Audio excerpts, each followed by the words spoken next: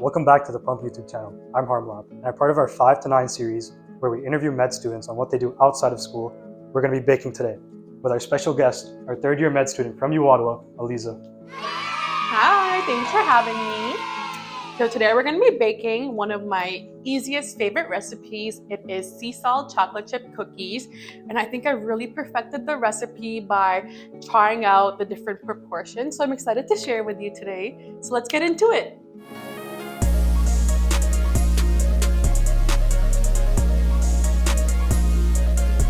So I'm gonna have you follow along with me, and we're gonna start with wet ingredients, and these are the ingredients that add moisture, so sugar is included in that. So starting off, we're gonna put butter in first,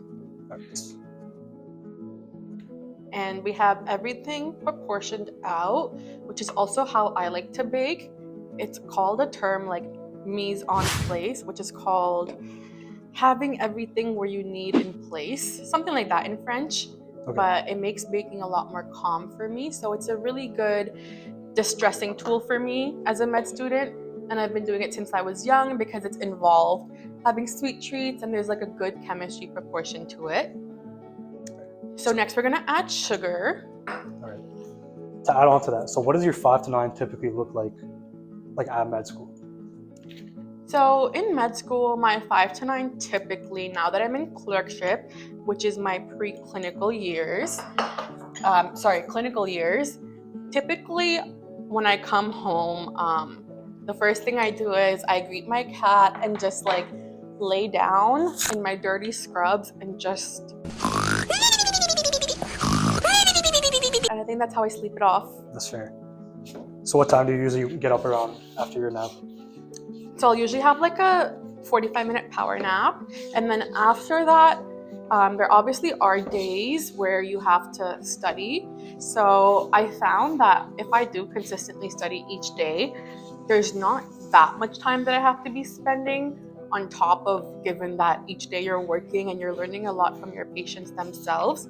So I've learned to maximize my free time in between patients so that I can also study there, so that when I'm at home, I can like typically spend an hour or two if I really need to study. And then that leaves a good amount of time for other social activities like seeing friends, even just like watching a movie, or I also take like piano lessons.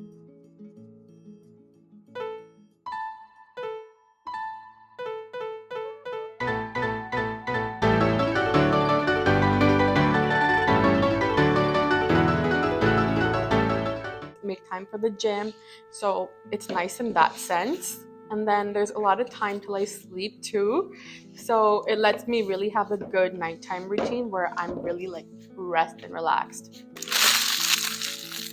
Okay, mixing is definitely a workout. Let's look how you're doing. Oh, that's actually pretty good. Okay, I'll take it. Yeah, like typically people have a creamer or something, but that's out of the budget. What's one habit or study habit that you picked up when you switched into med school that you think is a lot different from your pre-med self? Oh, that's a good question. I think one big difference from like my med school self versus pre-med is just how I approach studying. I think I'm like studying more so not to get like 100% like I did in university because I wanted a good GPA for the med schools to accept me. It's more so that I'm just studying to learn as much as I can so that my patients have the best care possible. And there's also like a different meaning to my studying, knowing that like if I don't study, it's not just my grades that would suffer, but it's also like potential patients that might. Okay. So we're gonna now add on. We'll start with eggs. So I'll add first, and then you can add.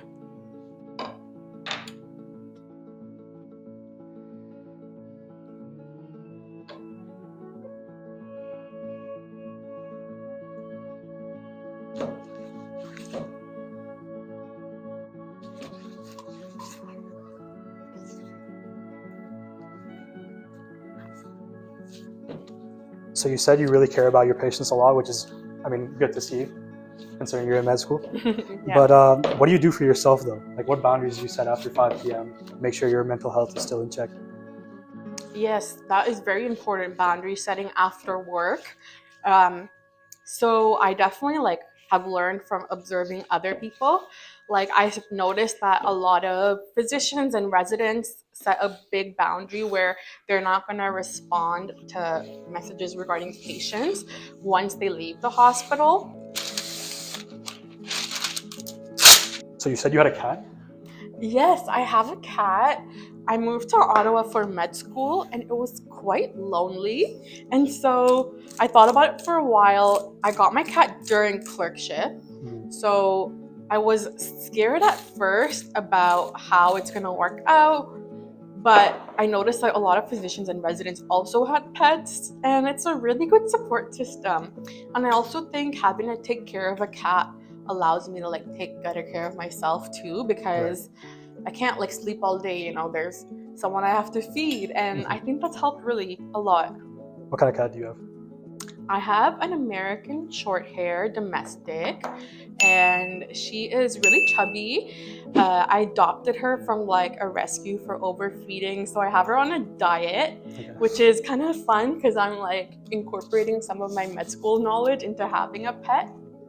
But That's cool. she's also a catfluencer, which is really fun. I ran into a nurse once that actually was like, wait, don't you have a cat named Pumpkin? And it was crazy. When I was thinking of getting a cat, I was also thinking like of getting a dog, but I think cats are more low maintenance. But do you have any pets? Yeah, I have a white German Shepherd at home, and during the winter it definitely is tough.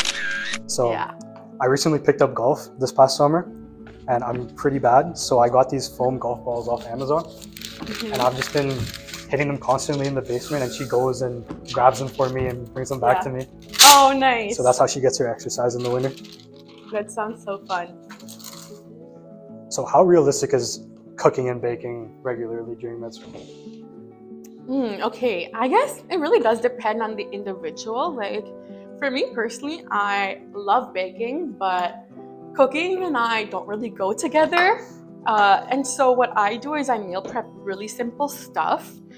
But what I find is that meal prep is actually like what a lot of people do, because there's a lot of ways to meal prep so that ingredients are easier and you're able to make food. And what I find really nice is that when we are around doctors, like every lunch, like someone's always offering to buy us a coffee, or like once a week there'll be some sort of free lunch, which I think is so nice of physicians, because they understand that like a few years ago they were in the situation where it wasn't always as feasible to cook and stuff. But there's a lot of people also that really prioritize it.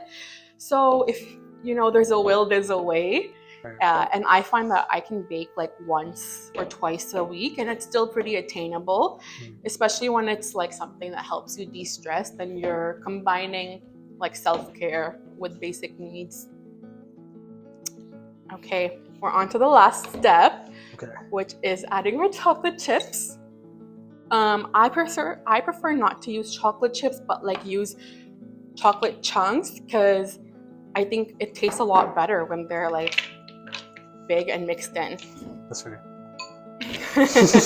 I think I also prefer that. I feel like sometimes the chocolate chips just don't hit right. Yeah, and if you like look at bakeries, a lot of them, like you never really see the typical chocolate chip shape, but they all use chunks. So these small little things that have really helped me elevate my cookies. And I've been using like the people I work with kind of as my taste testers for my cookies, while I played around with different ingredients so that like proportions of them, so I could really perfect this recipe. So I'm happy to share with all of you. I've gotten a lot of good reviews, and that's also helped me, maybe get a better evaluation as a student.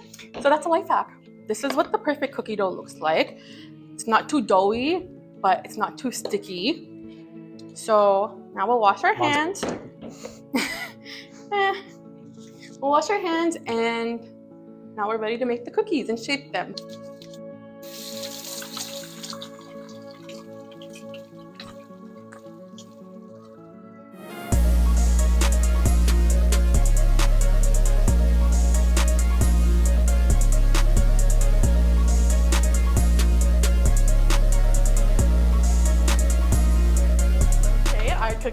done. They do look kind of different, which is surprising knowing we use the same recipe, but we did split the ingredients together, so maybe there's something wrong. This one's pretty. Not according to the book. If you go by the checklist, this one's perfect. But I like how mine's a little off-center. It's got wabi-sabi. You can't win an argument by making up words. Wabi-sabi is an Eastern tradition, Dad. It's celebrating the beauty in what's flawed. Well, let's see what they look like on the inside. All right. I'm gonna open up my snowman.